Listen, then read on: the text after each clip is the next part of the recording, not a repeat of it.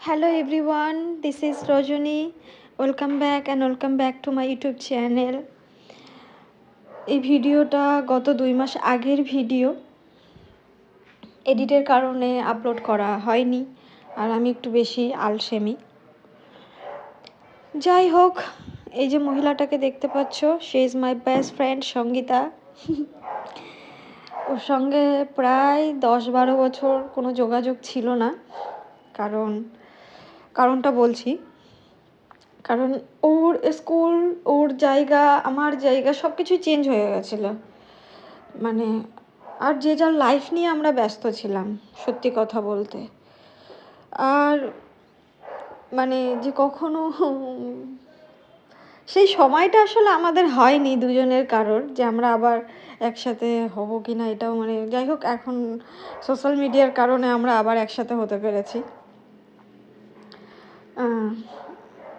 ও আমার school friend ছিল, সেই সময়ও বেস্টি ছিল, স্টিল এখনও বেস্টি আছে। যাই হোক, যেদিন থেকে কথা শুরু হয়েছিল ভেবেছিলাম যেদিন দেখা করব আমরা, সেদিন অনেক কিছু প্ল্যান করেছিলাম। এইভাবে দেখা করব, এইটা পরবো, এখানে যাব, ওখানে যাব, দুজনা ম্যাচিং করে জিনিসটা পরবো, এই জিনিসটা করব, কিন্তু এন্ড অফ দ্য ডে কিছুই হয়নি। দেখাটাও খুব কষ্ট করে হয়েছে আমাদের। যাই হোক, এর ভিতরে একটা মজার জিনিস আমাদের ভিতরে ঘটে গেছে। ওটা হচ্ছে কি না, আমরা ভুল করে আসলে আমি ট্রেন সম্পর্কে কিছুই বুঝি না, তার আগেই বলে দিচ্ছি, এটা কোনো নেকি জিনিস না কিংবা কোনো কিছুই না। কারণ আমি যে জায়গাটায় থাকি কিংবা থাকতাম, সেই জায়গাটায় ট্রেন লাইনটা অনেকটাই দূরত্ব, রেল স্টেশনটা। তো আমি এইসব সম্পর্কে খুবই কম বুঝি, কিংবা হয় না আর কি ব্যাপারটা যেটা হয়। যাই হোক, আমরা নর্মাল ট্রেনের টিকিটটা কেটেছিলাম, কিন্তু এসে গেছিলো এসি ট্রেন। আর সঙ্গীতা বললো চল উঠে যাই, যদি আমাদের হাতে তো সময়টা কম, যদি হচ্ছে কি না টিটি ধরে তাহলে আমরা এক্সট্রা যে টাকাটা লাগবে সেটা আমরা পে করে দেব।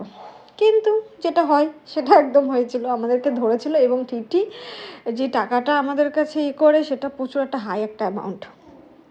ঠিক আছে, যাই হোক, অনেক কথা বলার পরে ওনাকে হাফ অ্যামাউন্টটা দেওয়া হয়েছে। আর সব থেকে বড় ভুল হয়েছে যে আমি আসলে ব্যাগ থেকে, আমার পার্স থেকে টাকাটা বার করে ফেলেছি আর দেখিয়ে ফেলেছি। এটা আমার একটা মূর্খতা, আর এর জন্য আমাকে ভীষণ চেটেছে সঙ্গীতা।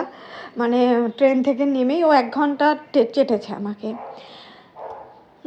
কারণ আমি তো বুঝি না, আমি ভয় থেকে তো টাকাটা দিয়েই দেবো, কারণ আমি তো ভেবেছি হ্যাঁ দিয়ে দিতে হবে, এরকম একটা ব্যাপার কিছু, যেটা হয় আর কি। যাই হোক, এবং টিটি বলছে সঙ্গীতাকেও এবং আমাদেরকে বলেছে যে বেশি কথা বললে আরও এক্সট্রা ফাইন মারবো। যাই হোক, অনেক হাসতে হাসতেই সেই দিন সকালবেলাটা গেছিলো, এবং হাসতে হাসতে আমরা ইকো পার্কে আসি। দুজন ভীষণ মজা করি, এবং থার্ড পার্সন তো কাউকে অ্যালাউই করিনি আমরা করিনি আর কি। ভেবেছিলাম একে অপরকে দুজনের সময় দেবো, একদিন থাকবো, আরও অনেক কিছুই ভেবেছিলাম, কিন্তু হয়নি। যাই হোক, যতটুকু হয়েছিল সেদিন সাইকেলিং করেছি, তারপর হচ্ছে একসাথে লাঞ্চ করেছি, হয়তো তার আগের দিন একসাথে ডিনারটাও করেছি। এই এতটুকু করতে পেরেছি, এটাই অনেকটা বড় আমাদের কাছে ছিল পাওনা। আর ও চেয়েছিল যাতে আর একটা দিন যদি মানে আমাদের হাতে থাকতো, আমরা একসাথে আর কি আরও ঘুরতাম, একসাথে সময় কাটাতাম, একসাথে কোথাও যেতাম। কিন্তু আমার হাতে সময় একদমই কম ছিল, আমাকে রিটার্ন করতেই হতো। আর ওরও মনটা খারাপ লাগছিল, অনেকবার বলছিল আর একটা দিন থেকে যা, তাহলে আর একটু ঘুরতে পারতাম, একসাথে থাকতে পারতাম, কিন্তু আমার হাতে সময় ছিল না। ইচ্ছে তো প্রচুর ছিল। যাই হোক, অনেক হেঁটে ক্লান্ত হয়ে গেছি, কিন্তু সত্যি কথা বলতে আমরা ইকো পার্কটা পুরোটাও দেখিনি। এই যে জায়গাটা দেখতে পাচ্ছ, এই জায়গাটায় মনে হয় আমরা বেরোনোর শেষ মুহূর্তে মানে একটুখানি টিকিটটা কেটে একটু জাস্ট দেখার জন্য গেছে। ওখানে বেশি সময় দেয়ইনি, আমরা মানে হয়তো 5 মিনিট মতো দিয়েছিলাম, তারপর সাথে সাথে বার হয়ে গেছিলাম, কারণ আমার সময় হয়ে যাচ্ছিলো, আমাকে বেরোতে হবে, এদিকে রাত হয়ে গেলে প্রবলেম হয়ে যাবে, ওর জন্য তাড়াতাড়ি করেই বেরোতে হবে। তারপর বেরিয়ে গেছি, নিজে বাড়িতে চলে আসলাম। বাড়িতে এসে পাপার সাথে খেলা করছিলাম, এটা আমার পাপা।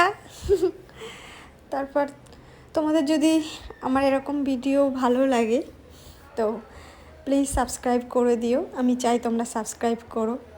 বাই।